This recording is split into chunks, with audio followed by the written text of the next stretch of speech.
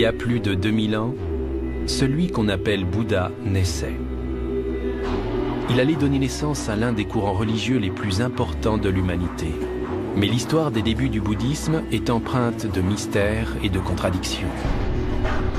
Une question cruciale reste notamment sans réponse à ce jour. Quand Bouddha est-il né précisément ?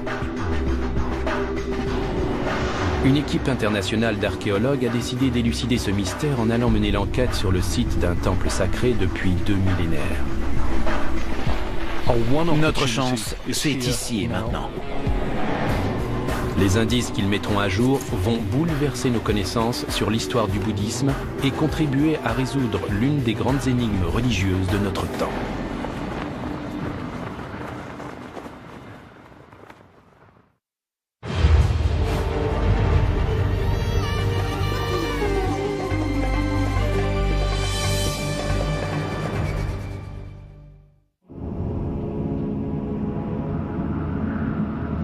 Le prophète des chrétiens s'appelle Jésus-Christ, celui des musulmans, Mahomet. Mais pour des millions de personnes dans le monde, il s'appelle Bouddha. Un personnage à la vie enveloppée de mystères.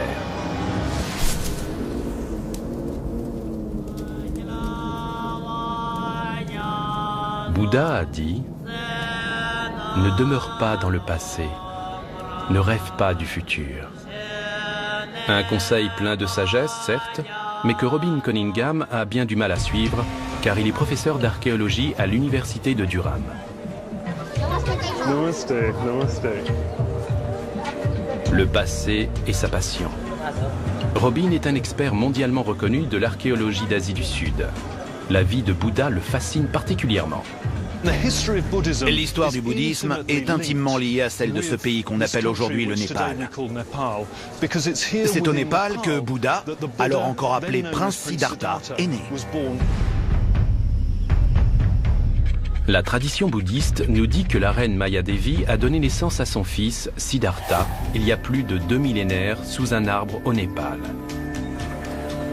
C'est à Lumbini que se trouve le temple Maya Devi, en hommage à la mère de Bouddha.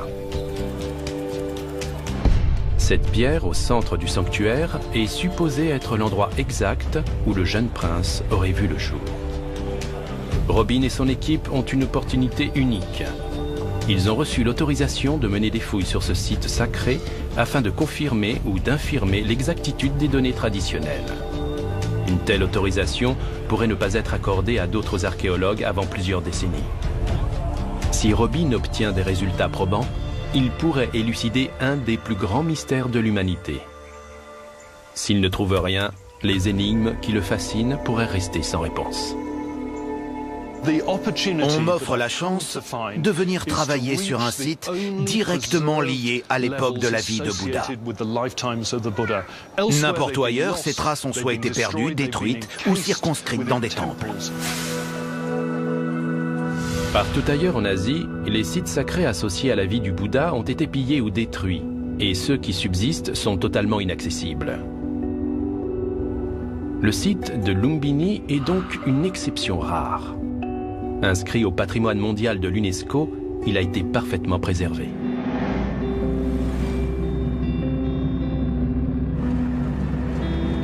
Pour la plupart des archéologues, une chance pareille se présente une fois dans une vie. Car l'accès à des sites d'une valeur historique et religieuse aussi importante est extrêmement rare. On nous autorise ici à mettre à jour et étudier des strates sédimentaires directement liées à la naissance du bouddhisme.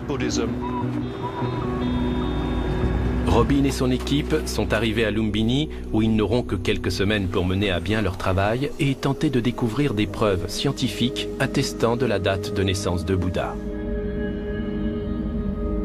Les fouilles seront conduites sur ce site protégé au cœur d'un village où reliques et structures sacrées regorgent, comme le temple Maya Devi, lieu supposé de la naissance de Bouddha.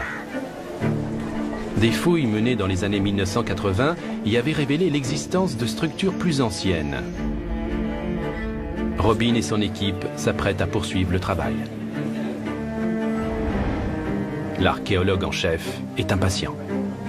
Le site de Lumbini représente certainement notre seule chance de trouver des matériaux contemporains à la naissance et à la vie de Bouddha. Donc, les tout premiers éléments attestant d'une pratique du bouddhisme dans l'histoire. Contrairement aux sites archéologiques classiques, celui de Lumbini n'est pas fermé au public. Sur son lit de mort, Bouddha avait demandé à ce qu'il devienne un site de pèlerinage. Depuis un millénaire, les fidèles viennent des 4 coins de l'Asie en pèlerinage sur l'un des sanctuaires religieux les plus sacrés au monde. Ils viennent y chercher des réponses à leurs questionnements spirituels. Les réponses que cherche Robin, elles, sont plus scientifiques que mystiques. Le bouddhisme est une des grandes religions humaines. À l'instar des autres grands courants spirituels, nous savons très peu de choses de ses balbutiements et des premières années de son existence. C'est un moment crucial dans la carrière de Robin. Peu de ses confrères ont eu le privilège de fouiller ce site. Robin a peu de temps, un temps précieux. Les autorités ont accordé moins d'1 mois à son équipe pour mener leurs recherches. Notre seule chance, c'est ici et maintenant. Cette occasion ne devrait pas se représenter avant plusieurs générations. Les reliques et objets mis à jour constitueront des indices permettant potentiellement de décrire comment se pratiquait le bouddhisme des origines, mais aussi de répondre à un mystère encore plus grand. Quand Bouddha a-t-il réellement vécu ? Si ces découvertes diffèrent des dates officielles liées à la vie du Bouddha, cette mission archéologique aura l'occasion de réécrire l'histoire. Nous espérons parvenir à comprendre les origines de la transformation de ce qui n'était certainement qu'un culte très localisé en ce courant religieux qui s'est répandu dans tout le sous-continent indien et l'Asie du Sud et qu'on appelle le bouddhisme. Dès les premiers jours des fouilles, les archéologues font une découverte. C'est une poterie très bien conservée, enfouie à la bordure des sites sacrés. On s'apprête à soulever l'objet. C'est un récipient d'environ cette taille-là. Il est plein de sédiments et entouré d'un cube de terre et de boue. Pour éviter de l'endommager, nous n'allons pas dégager la poterie, mais glisser des planches autour et sous le bloc de terre, puis soulever l'ensemble afin de l'emmener au labo où il sera à l'abri. C'est une pièce absolument exceptionnelle. Les locaux pensent qu'elle contient un trésor, mais ça me semble peu probable.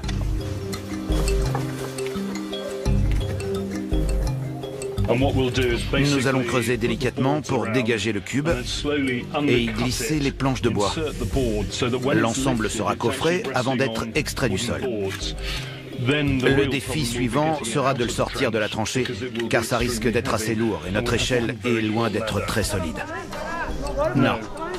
Oui. On peut l'envelopper maintenant. Coche, tu peux me passer les sacs plastiques? Tu m'as donné un peu trop de longueur, je crois. Mais ça va aller. Ça servira quand même à l'emballage. Compressez bien. Voilà, comme ça. Ce vestige repose sous terre depuis plus de 1000 ans. On a aussi du papier bulle, afin de préserver à la fois la jarre et la terre qui l'entoure. Comme prévu, le poids de l'objet s'avère problématique. On a beau avoir dégagé un maximum d'argile autour, le paquet pèse encore très lourd. Attention aux doigts. On a peur que l'échelle ne tienne pas sous le poids combiné de l'objet et du porteur. Allez, on y va, en douceur. C'est bon là-haut? Formidable. Tout va bien. Toujours en un seul morceau. Quoi? Tout est intact. Ah oui, il n'a rien. Tout a l'air bon. Oui, c'est très bien. La poterie appartenait certainement à des gens vivant dans un village des environs. Robin pense qu'elle permettra de mieux connaître le site de Lumbini du temps de la naissance du bouddhisme et de comprendre pourquoi le lieu est devenu un site religieux sacré. À proximité du temple Maya Devi, où Bouddha serait né, un pilier de 6 mètres se dresse. Culminant à 9 mètres de haut à l'origine, il a été érigé il y a plus de 2000 ans pour commémorer la naissance de Bouddha et souligner l'importance de Lumbini. C'est un des premiers disciples de Bouddha qui l'a fait bâtir, un personnage réputé pour être un des souverains les plus cruels et les plus puissants de son temps. Asoka le Terrible n'hésitait pas à tuer ceux qui se mettaient en travers de sa route. Ce souverain inflexible et sanguinaire aurait assisté au massacre de 100 000 soldats lors d'une seule bataille.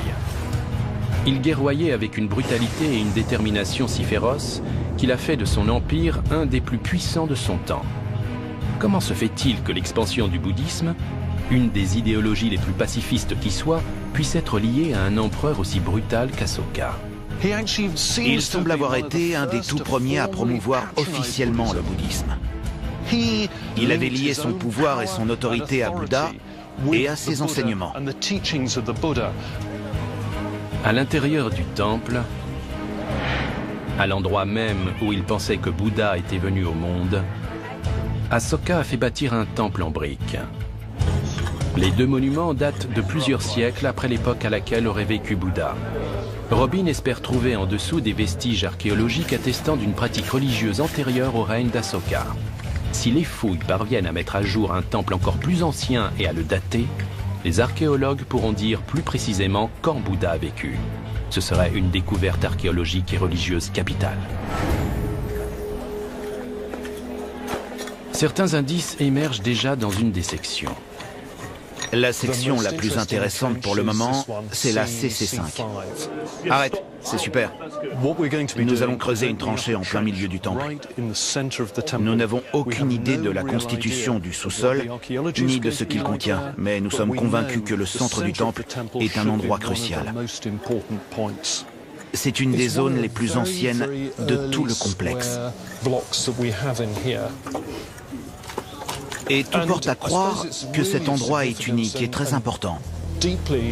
Car sous l'édifice qui le recouvre, c'est-à-dire le temple qu'Asoka a fait bâtir au IIIe siècle avant Jésus-Christ, nous avons déjà relevé les traces d'un temple beaucoup plus ancien. La machine sera opérationnelle dans 5 minutes. L'architecture de ce temple semble unique. Et nous dégageons avec précaution la structure pour essayer d'en comprendre la nature à travers nos analyses scientifiques. Découvrir un lieu de culte préexistant celui qui a fait bâtir Asota constituerait un indice majeur pour en savoir plus sur la vie de Bouddha. Mais Robin ne sait pas exactement ce qu'il cherche. Pour ce faire, il part visiter un village des environs. Et voyager dans le Népal rural exige parfois la patience d'un sage. J'espère que ça vaudra le coup.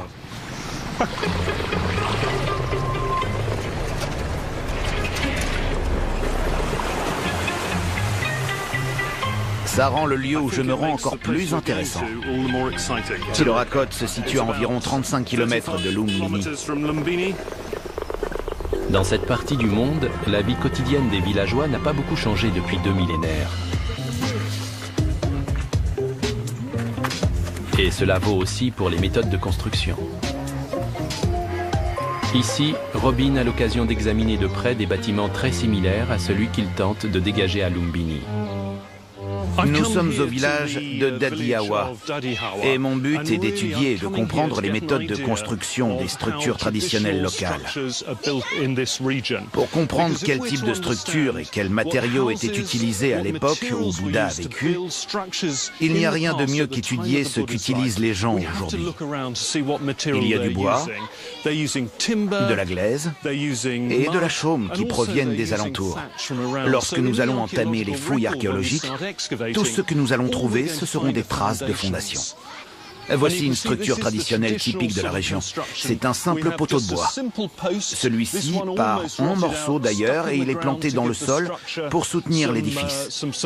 On comprend donc bien que le jour où cette maison aura disparu, tout ce qu'il en restera, ce seront des trous indiquant l'endroit où les poteaux étaient plantés. Si Robin met à jour des trous similaires sur le site de Lumbini, il pourra commencer à entrevoir l'agencement du site antique et déterminer l'emplacement des différents bâtiments. Le sol à l'intérieur des maisons offre également de précieux indices qu'il pourra exploiter durant les fouilles. Nous sommes à l'intérieur d'une des maisons. C'est un lieu tellement traditionnel qu'il me permet de me faire une idée assez concrète de ce à quoi pouvait ressembler l'intérieur d'une habitation à l'époque de Bouddha.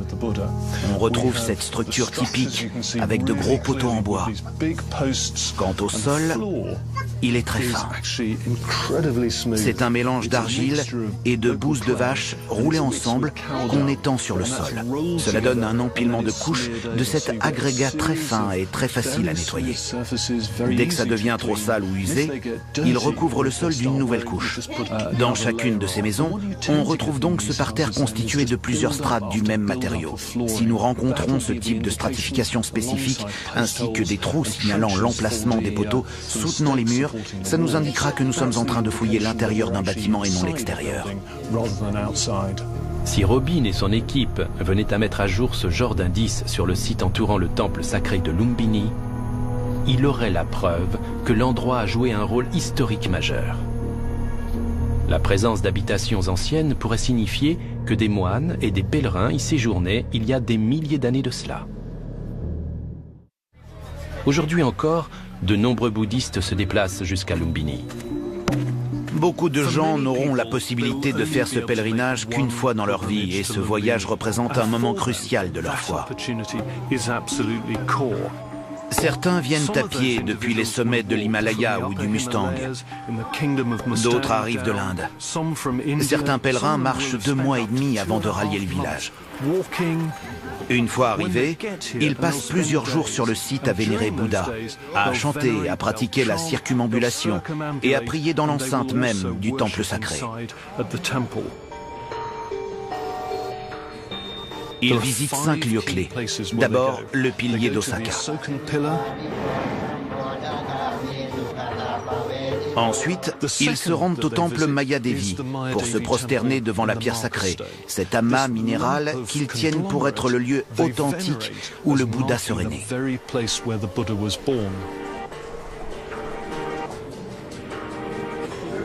Il n'est pas rare de voir des gens pleurer d'émotion à la vue de cette réplique sacrée.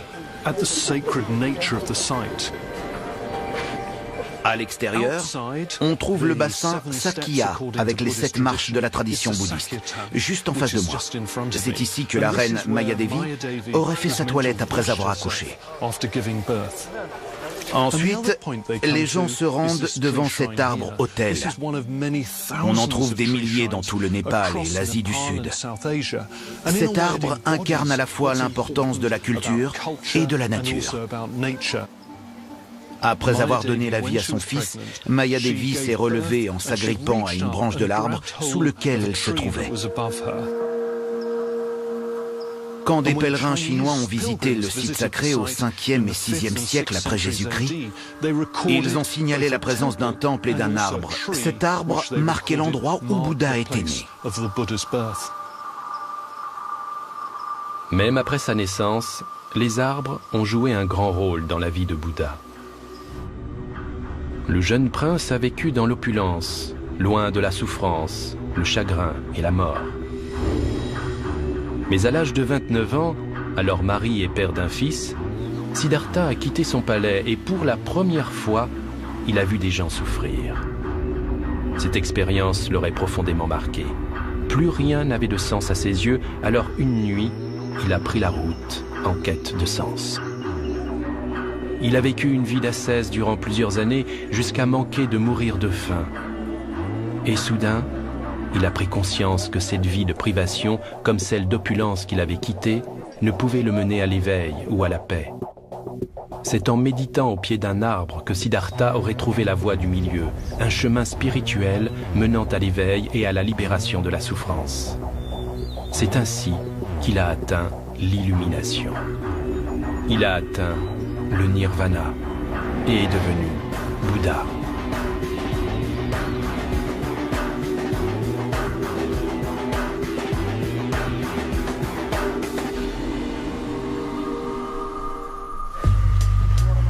L'équipe de Robin recourt à des technologies non invasives pour cartographier le site des fouilles.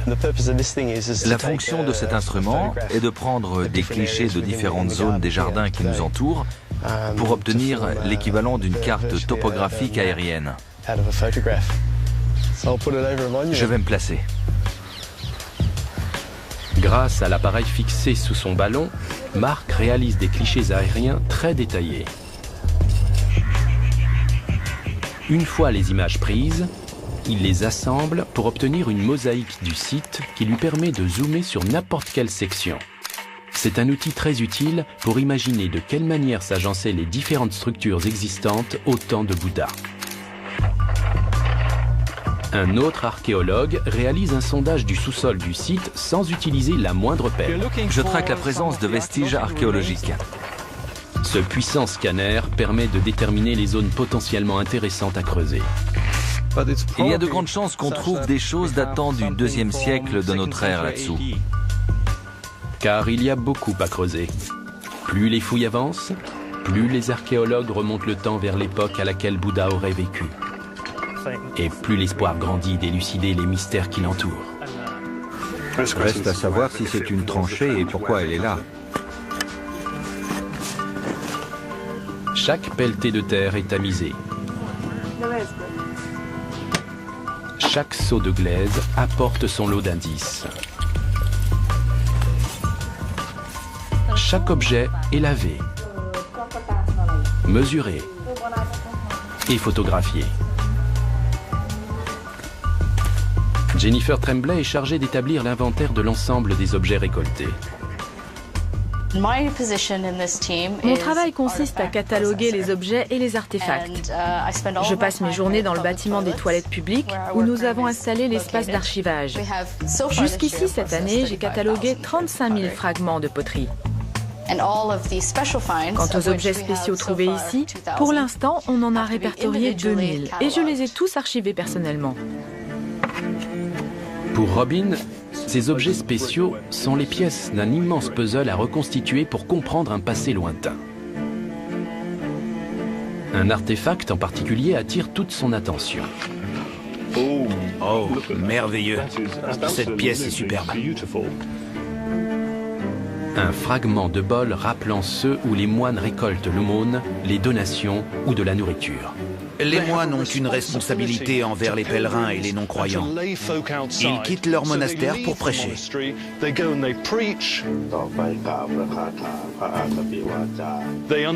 Ils méditent longuement. Ils reçoivent également l'aumône. Ils donnent ainsi une occasion aux pèlerins et aux profanes de faire une bonne action en leur offrant de la nourriture et des dons. Les fragments de poterie indiquent la présence d'un monastère antérieur au règne d'Asoka. Aujourd'hui encore, les moines et les nonnes, comme Badamanika, ont un attachement très fort pour le site sacré de Lumbini. Lumbini a changé ma vie. C'est l'un des 4 lieux saints que tout pèlerin bouddhiste se doit de visiter. C'est ici que Bouddha est né. C'est ici qu'il a atteint l'illumination suprême. C'est ici qu'il a donné son tout premier sermon et qu'il a atteint la volontaire extinction de soi. Grand partisan de l'égalité des sexes, Bouddha a été un des premiers à enseigner sa philosophie aussi bien aux hommes qu'aux femmes. Bien qu'il nous ait quittés il y a plus de 2500 ans, la parole de Bouddha est toujours florissante, qu'il s'agisse de ses enseignements pour purifier l'esprit ou de sa volonté de répandre la paix dans le monde. Son héritage reste actuel et ancré dans le présent.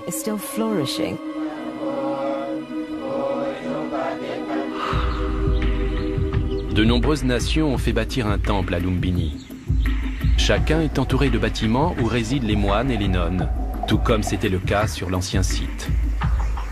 Robin et son équipe ont mis à jour des trous ayant certainement accueilli des poteaux similaires à ceux que l'archéologue a vus dans le village qu'il a visité.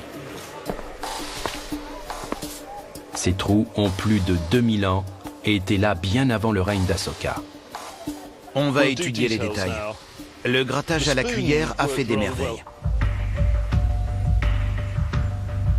Cet espace limitait l'habitation d'un seul moine, mais si on observe le sol, on trouve les traces d'une structure soutenue par des poteaux de bois.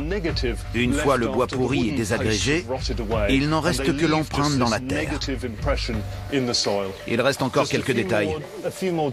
Celui-ci est vraiment impeccable, très propre.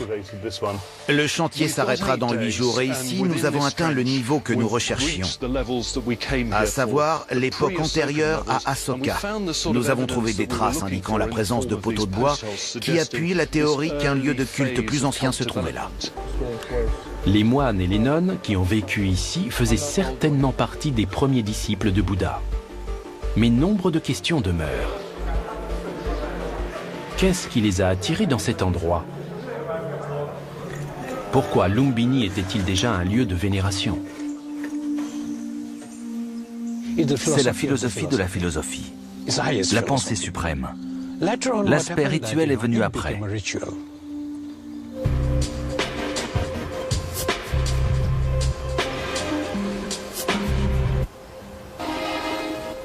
Aujourd'hui, il est au cœur de la foi bouddhiste.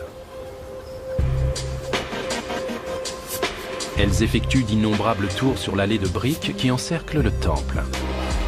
Ce rituel s'appelle la circumambulation.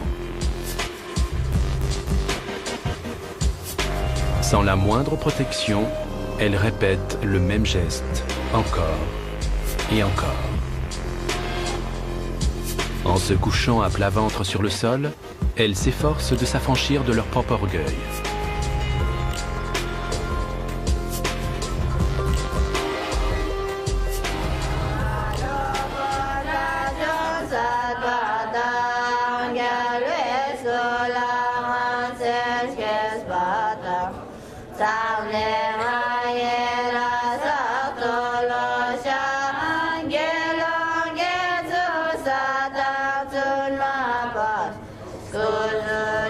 Dans l'enceinte du temple, des femmes tibétaines chantent des hymnes ancestraux.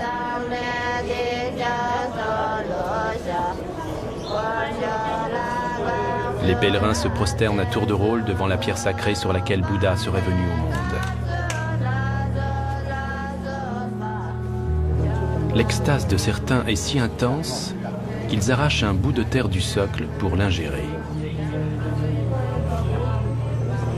Au même moment, au cœur de ce lieu saint parmi les plus sacrés au monde, l'équipe d'archéologues de Robin creuse. Ils ont fait une découverte très prometteuse. Je ne vais pas m'emballer trop vite, mais on voit clairement se dégager une sorte de plateforme ou de rebord en courbe qui marque la lisière d'une zone dont j'ignore encore la fonction. Un rebord pourrait indiquer la présence d'un lieu important datant d'avant le règne d'Asoka. Bon, c'est très bien. Il y a des sillons d'environ 2 cm de large. Oui. Il y a des traces de doigts assez nettes sur la structure en briques. Tu peux me les mesurer? Oui. À mesure qu'il la dessine, la structure se révèle aux yeux de Robin. Les briques sont posées sur la tranche et elles forment un arc de cercle. On a donc une sorte de chemin pavé sur lequel marchaient les gens et cette bordure courbée qui semble séparer cette zone du chemin de passage. Les fouilles se poursuivent durant la nuit. Doucement, ça va frotter légèrement sur cette brique. Tout doux. Voilà, on incline maintenant. Super, c'est parfait. Et il y a des traces de doigts. Tout à fait. À l'époque où ces briques ont été confectionnées, des traces de doigts pourraient constituer la signature d'un artisan. Un artisan de talent à qui on aurait confié la construction d'un lieu important.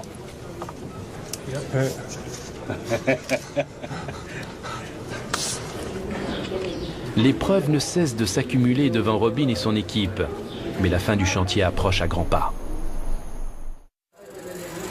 Le lendemain, c'est un matin comme les autres à Lumbini.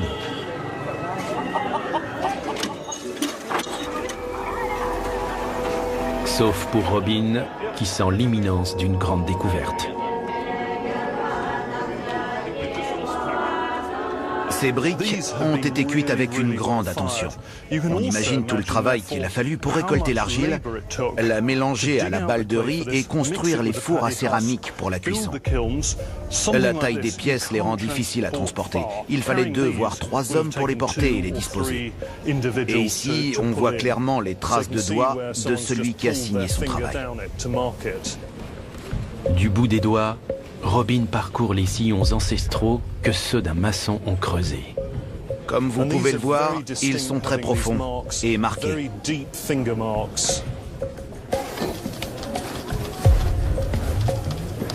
L'archéologue commence à comprendre la fonction de l'allée qui délimite le rebord courbé. Ça semble longer l'emplacement d'un endroit bien précis, en plein cœur du temple. Quant à la fonction de ce couloir, si je me fie à l'importance de la structure de briques et au nombre de niveaux empilés les uns sur les autres, ça m'évoque immanquablement les chemins de procession qu'on retrouve dans de nombreux monuments bouddhistes anciens. La circumambulation se pratique en tournant autour d'un monument qu'on doit toujours toucher de la main droite. Ce chemin semble indiquer une fréquentation importante de gens qui tournaient autour de quelque chose de sacré.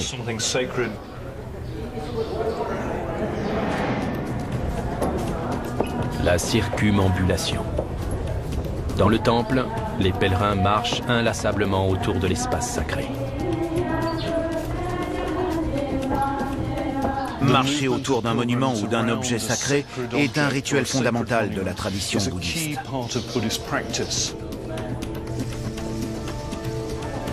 Les pèlerins de cette époque lointaine marchaient en cercle de la même manière que ceux d'aujourd'hui. Ce mouvement perpétuel qui consiste à tracer un chakra, autrement dit un disque, est une pratique essentielle du bouddhisme. Dans le temple moderne, le centre de ce disque mystique est marqué par la pierre sacrée où Bouddha serait né.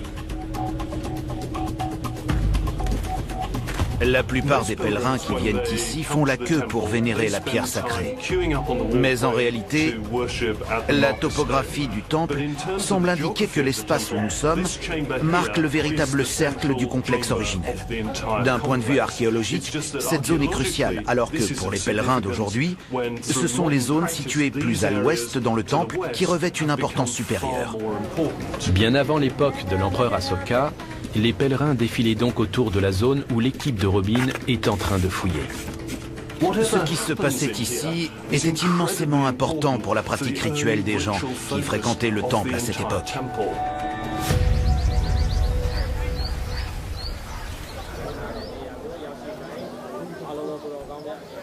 La foi vient du cœur, c'est évident.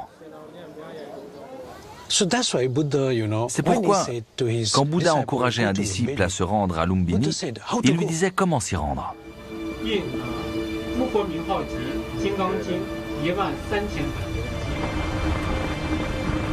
À quelques jours de la fin du chantier archéologique, l'équipe commence à mettre à jour une structure antique au cœur du temple Maya Devi.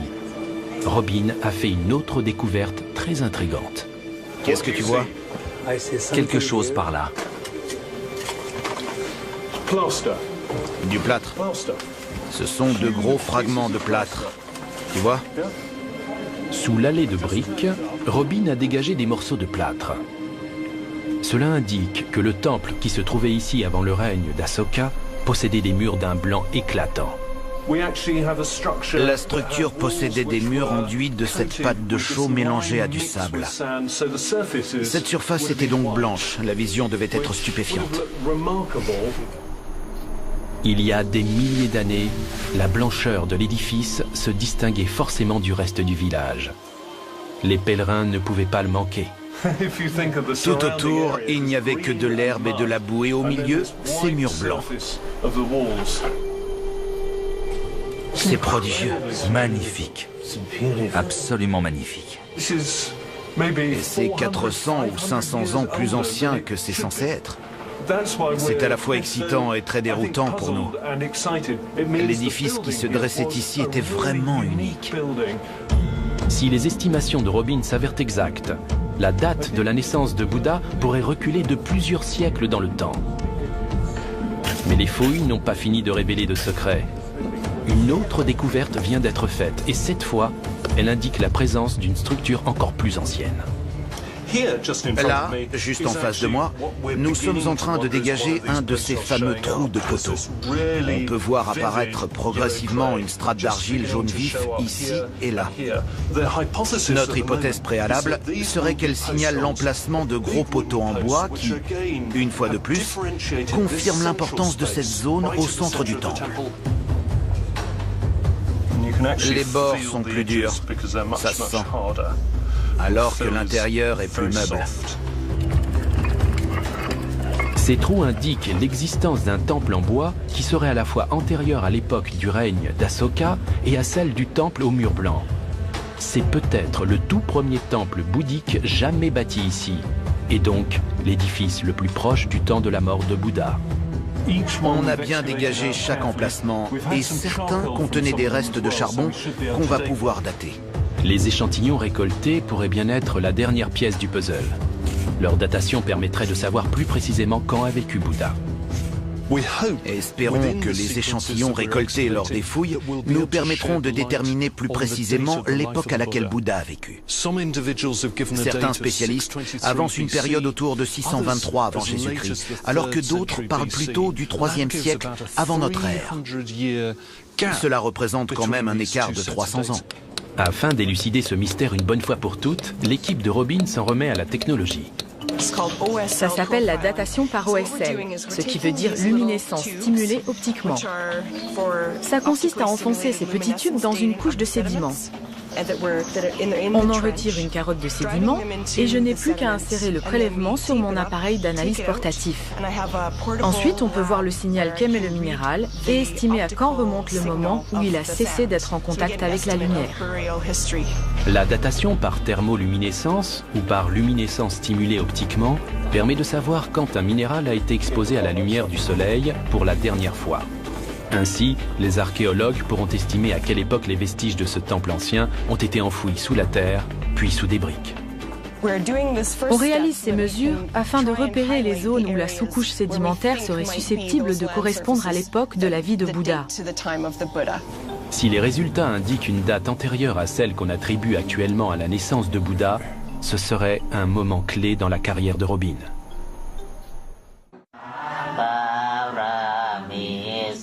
Ces fidèles pratiquent une religion aux racines aussi anciennes que mystérieuses. Comme il y a 1000 ans, les pèlerins d'aujourd'hui effectuent un voyage spirituel quand ils se rendent sur le site sacré de Lumbini.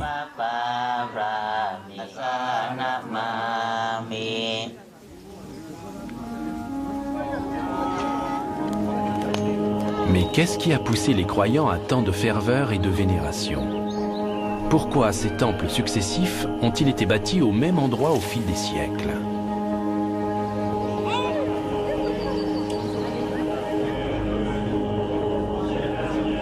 Quelle que soit cette relique, elle s'est trouvée à l'endroit où les archéologues fouillent.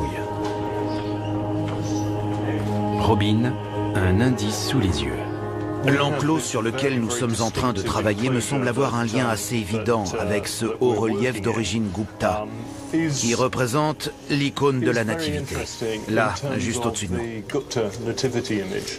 Sur la partie supérieure de cette gravure, on reconnaît la reine Maya Devi s'agrippant à un arbre. Une sculpture représentant la nativité se situe juste au-dessus de l'autel où repose la pierre sacrée dans laquelle défilent les pèlerins.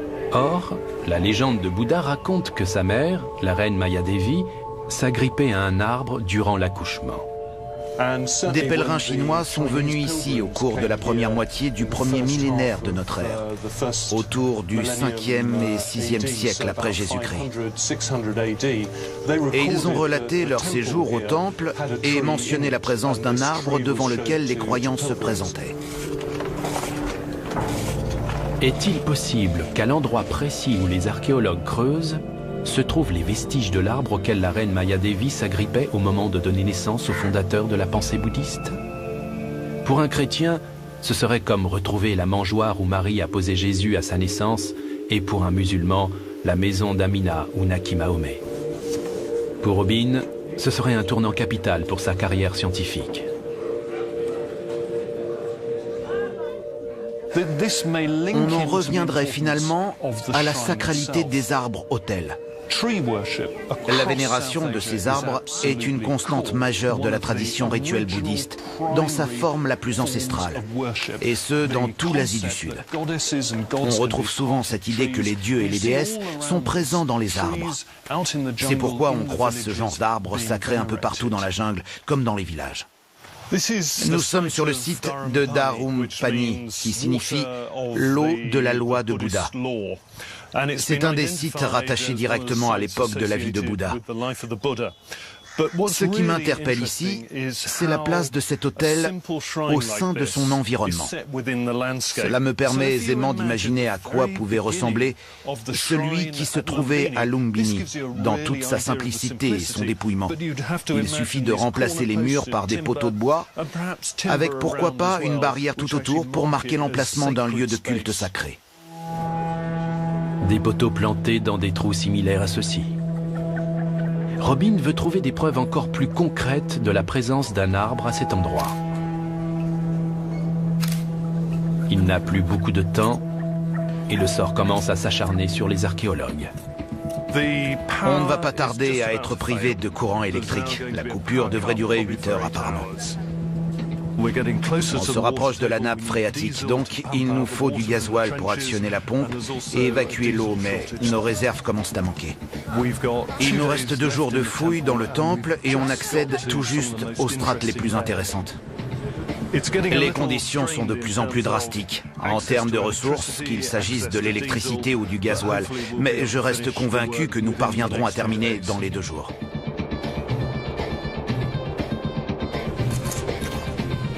Si un arbre se trouvait effectivement ici, il fallait l'entretenir, donc on devrait trouver des traces d'engrais.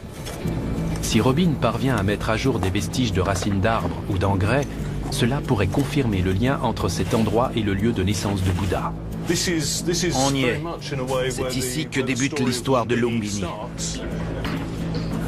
Tandis que s'égrènent les heures, Robin se rapproche peut-être de la plus importante découverte relative à l'histoire de la religion bouddhiste. La stratigraphie du sol de cette zone nous révèle des traces étranges qui pourraient bien correspondre à des restes de racines d'arbres. Des échantillons sont prélevés avec la plus grande précaution dans le but d'y chercher ultérieurement des traces de végétaux ou d'engrais. Après des semaines de fouilles harassantes, les archéologues sont sur le point d'obtenir les réponses qu'ils étaient venus chercher. Et les résultats sont incroyables. Ils remettent en question des connaissances historiques majeures et prouvent que le site sacré de Lumbini existait déjà plusieurs siècles avant le règne de l'empereur Asoka. D'après Robin, Bouddha a certainement vécu bien avant qu'on érige ici des temples en son honneur. Les datations suggèrent qu'il serait probablement né près de 200 ans avant les dates les plus anciennes retenues par les historiens, soit au cours de la première moitié du 7e siècle avant Jésus-Christ. C'est une authentique révélation. Les fouilles ont permis d'établir la présence au cœur du temple de Lumbini du plus ancien arbre-autel bouddhique jamais découvert. D'abord encerclé d'une simple barrière en bois, une plateforme de briques a été ensuite construite autour de l'arbre.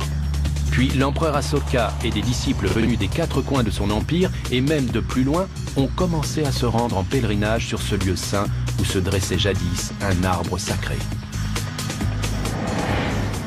La science ne sera jamais capable d'affirmer avec certitude qu'il s'agit bien de l'arbre mythique sous lequel la reine Maya Devi a donné naissance à Bouddha. Mais elle a réussi à prouver que c'était déjà un lieu de culte bouddhiste il y a 2500 ans. Pour Robin, ces découvertes archéologiques sont purement exceptionnelles. Et pour des millions de bouddhistes dans le monde, elles attestent que leur tradition est vieille de plusieurs millénaires.